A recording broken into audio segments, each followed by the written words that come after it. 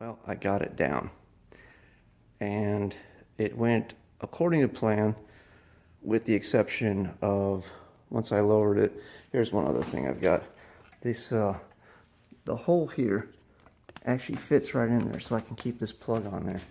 I have it unplugged from the wall and the breaker off. So back to the lift. I used this 3/4 inch 4x8 treated pressure wood sheet of plywood, pressure treated sheet of plywood. On the lift, I put this blanket on there so it wouldn't scratch the lift. Put the plywood up there, backed the trailer up to it. After I'd already raised it up, I already realized there wasn't going to be clearance down there for me to lower it all the way. When I rolled it back, I got to the edge, the trailer dipped way down.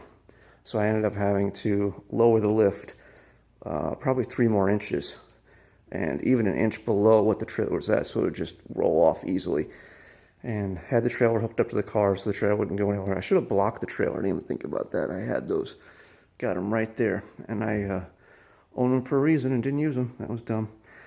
And when I pulled out after the box was off, I ended up catching the straps. So I've got to readjust those, retighten them. I'm getting ready to go dump all this wood somewhere else.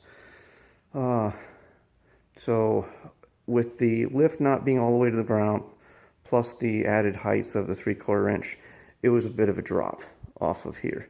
So what I ended up doing was utilizing the wood that came with the pallet, a couple of these blocks, and I used some 2x4s and lined the wheels up, ramped it down.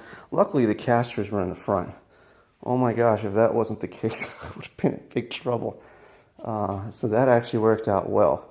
So if you're going to do this, I would have the casters in the front if you can figure out which side has the casters on it before you load it up on the trailer. So ramped it down onto there. Made sure I had blocks too underneath the wheel so that it would go only so far before it had to stop for safety purposes if all of a sudden it started to gain momentum, because I wasn't going to be able to stop it possibly. And that would, and it did. So ramped it off of here, and then I ramped it down onto these 2x4s, and then just dropped it onto the ground. And every time it went down, man, bam, bam, made a big noise and metal shaking and everything. But as you can see, it is down, and it is finally complete.